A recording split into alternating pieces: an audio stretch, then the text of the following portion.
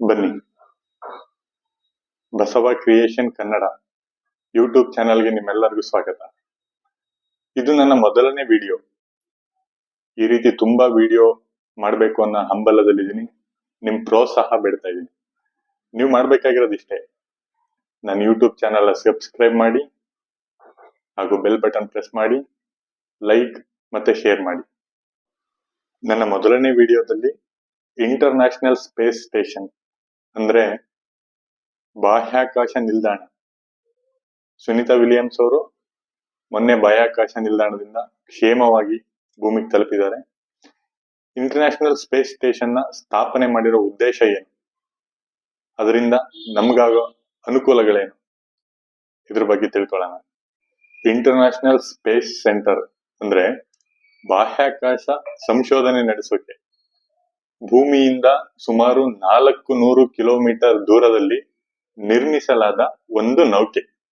ಇದನ್ನ ನಿರ್ಮಾಣ ಮಾಡೋದಕ್ಕೆ ಸುಮಾರು 150 ಬಿಲಿಯನ್ ಅಂದ್ರೆ 12,45,00,000 ರು ಖರ್ಚಾಗಿರೋದು. ಇದರಿಂದ ಮಾನವನಿಗಾಗೋ ಅನುಕೂಲ ಏನು, ಇಷ್ಟೊಂದು ಖರ್ಚು ಬೇಕಾ? ಇದೆಲ್ಲ ನಮ್ ತೆರಿಗೆ ಹಣದಿಂದ ಖರ್ಚಾಗಿರೋದ್ರಿಂದ ನಾವು ತಿಳ್ಕೊಬೇಕಾಗಿರೋಂತ ವಿಷಯ ಇದು. ಹಾಗಾದ್ರೆ ಇದನ್ನ ನಿರ್ಮಾಣ ಮಾಡಿರೋದು ಯಾರು? ಒಟ್ಟಾರೆ 5 ದೇಶಗಳು ಸೇರಿ ಬಾಹ್ಯಾಕಾಶ ನಿಲ್ದಾಣನ ಅಂದ್ರೆ ಇಂಟರ್ನ್ಯಾಷನಲ್ ಸ್ಪೇಸ್ ಸ್ಟೇಷನ್ ನ ನಿರ್ಮಾಣ ಮಾಡಿರೋದು. ಅಮೆರಿಕ, ಜಪಾನ್, ರಷ್ಯಾ, ಯುರೋಪ್ ಮತ್ತು ಕೆನಡಾ. ಈ 5 ದೇಶಗಳು 1998ಕ್ಕೆ ನಿರ್ಮಾಣ ಮಾಡಲು ಪ್ರಾರಂಭಿಸಿ 2000ನೇ ಇಸ್ವಿಯಲ್ಲಿ ಇದರ ನಿರ್ಮಾಣ ಕಾರ್ಯ ಮುಕ್ತಾಯವಾಗುತ್ತೆ. ಇಷ್ಟು ತಡ ಏನಕ್ಕೆ ಅಂದ್ರೆ, ಈ ಹಕ್ಕಿಗಳು ಹೇಗಿದೆ ಗೂಡು ಕಟ್ಟುತ್ತೆ, ಒಂದೊಂದೇ ಗರಿನ ಎತ್ಕೊಂಡೋಗಿ ಗೂಡು ಕಟ್ಟುತ್ತಲ್ಲ, ಹಾಗೆ ಬಾಹ್ಯಾಕಾಶಕ್ಕೆ ಒಂದೊಂದೇ ಅದರ ಬಿಡಿ ಭಾಗಗಳನ್ನ ಜೋಡಿಸಿ ನಿರ್ಮಾಣ ಆಗಿರೋದೇ ಇಂಟರ್ನ್ಯಾಷನಲ್ ಸ್ಪೇಸ್ ಸ್ಟೇಷನ್. ಈ ಇಂಟರ್ನ್ಯಾಷನಲ್ ಸ್ಪೇಸ್ ಸೆಂಟರ್ ಹೇಗಿದೆಯಪ್ಪ ಅಂದ್ರೆ, ಸರಿಸುಮಾರು ಒಂದು 6 ಬೆಡ್ರೂಮ್ ನ ಮನೆ, ಶೌಚಾಲಯ ಇರುತ್ತೆ, ಸ್ನಾನದ ಕೊಠಡಿ ಇರುತ್ತೆ, ಅವರಿಗೆ ವ್ಯಾಯಾಮ ಮಾಡಕ್ಕೆ ವ್ಯಾಯಾಮದ ಇಕ್ವಿಪ್ಮೆಂಟ್ಗಳು ಇರುತ್ತೆ.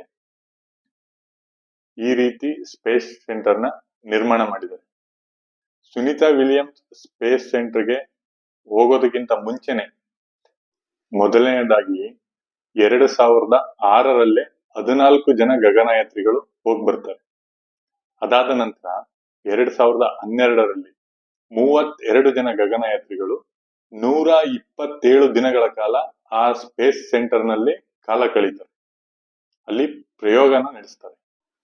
ಇತ್ತೀಚೆಗೆ ಅಂದ್ರೆ ಜೂನ್ 6, 2024ರಂದು ಸುನೀತಾ ವಿಲಿಯಮ್ಸ್ ಮತ್ತು ಬಜ್ ವಿಲ್ಮೋರ್ಸರ್ ಎಂಬ 2 ಗಗನಯಾತ್ರಿಗಳು ಒಂದು ಅಧ್ಯಯನದ ಮೇಲೆಗೆ ಸ್ಪೇಸ್ ಸ್ಟೇಷನ್ಗೆ ಹೊರಟಿರ್ತಾರೆ. ಅವರಿಬ್ರು ಕೇವಲ 8 ದಿನಗಳ ಕಾಲ ಕ್ರೋ ಫ್ಲೈಟ್ ಟೆಸ್ಟ್ ಎಂಬ ಪರೀಕ್ಷೆಗೆ, ಅಂದ್ರೆ ಬೋಯಿಂಗ್ ಸ್ಟಾರ್ ಲೈನರ್ ಎಂಬ ನೌಕೆಯು ಮಾನವನನ್ನು ಬಾಹ್ಯಾಕಾಶ ನಿಲ್ದಾಣಕ್ಕೆ ಸಾಗಿಸುವ ಒಂದು ಪರೀಕ್ಷೆ. ಇದು ಕೇವಲ 8 ದಿನಗಳ ಮಟ್ಟಿಗೆ ಅವರು ಭೂಮಿಯಿಂದ ಸ್ಪೇಸ್ ಸ್ಟೇಷನ್ಗೆ ಹೊರಟಿರ್ತಾರೆ. ಇವರಿಬ್ರು ಭೂಮಿಯಿಂದ ಹೊರಟಿರೋ ನೌಕೆಯಲ್ಲಿ ಆದ ತಾಂತ್ರಿಕ ದೋಷದ ಕಾರಣ 9 ತಿಂಗಳುಗಳ ಕಾಲ ಅವರು ಬಾಹ್ಯಾಕಾಶದಲ್ಲೇ ಕಾಲ ಕಳೆಯೋ ಪರಿಸ್ಥಿತಿ ಬಂದ್ಬಿಡುತ್ತೆ.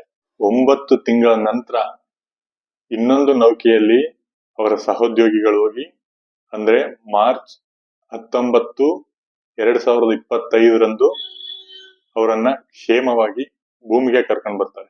ಇಷ್ಟೆಲ್ಲ ಒತ್ತಡದಲ್ಲಿ ಸ್ಪೇಸ್ ಸ್ಟೇಷನ್ಗೆ ಹೋಗ್ತಾ ಇರೋದು ಯಾವ ಉದ್ದೇಶಕ್ಕೆ,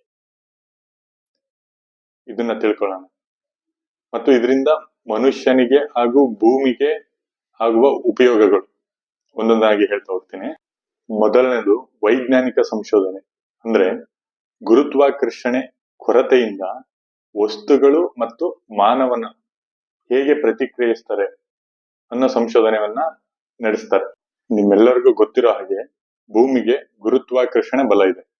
ಉದಾಹರಣೆಗೆ ಈ ಬಾಲ್ನ ಇಲ್ಲಿಂದ ಬಿಟ್ರೆ ಕೆಳಗ್ ಬರುತ್ತೆ, ಮೇಲ್ ಹಾಕಿದ್ರು ಮತ್ತೆ ಕೆಳಗ್ ಬರುತ್ತೆ. ಅದೇ ಈ ಬಾಲನ್ನ ಬಾಹ್ಯಾಕಾಶದಲ್ಲಿಟ್ರೆ ಹೀಗೆ ತಟಸ್ಥವಾಗಿ ಹೀಗೆ ನಿಂತಿರುತ್ತೆ, ಮೀನ್ ತೇಲುತ್ತಾ ಇರುತ್ತೆ. ಇದರ ಬಗ್ಗೆ ಸಂಶೋಧನೆಯು ಒಳಗೊಂಡಿರುತ್ತೆ.